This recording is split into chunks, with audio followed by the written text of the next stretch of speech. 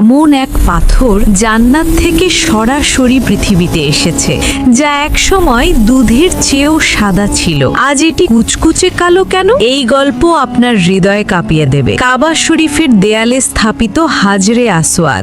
রেওয়ায়েতে আছে, ফেরেশতা জিবরাইল আলাইহিস সালাম জান্নাত থেকে এনে ইব্রাহিম আলাইহিস সালামের হাতে দিয়েছিলেন।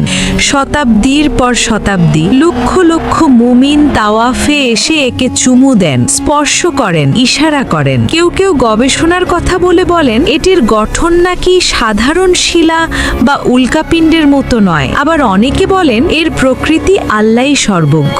রহস্য তাই থেকে যায়, ভক্তির আগুন আরো জ্বলে ওঠে। হাদিসে এসেছে, মানুষের গুনাহ চুষে নিতে নিতে সেই ধবধবে সাদা পাথরটি কালো হয়ে গেছে। কিয়ামতের দিনে এর চোখ ও জিহ্বা থাকবে, এবং যে আন্তরিকতা ও ঈমান নিয়ে একে চুমু দিয়েছে বা স্পর্শ করেছে তাদের পক্ষে এটি সাক্ষ্য দেবে।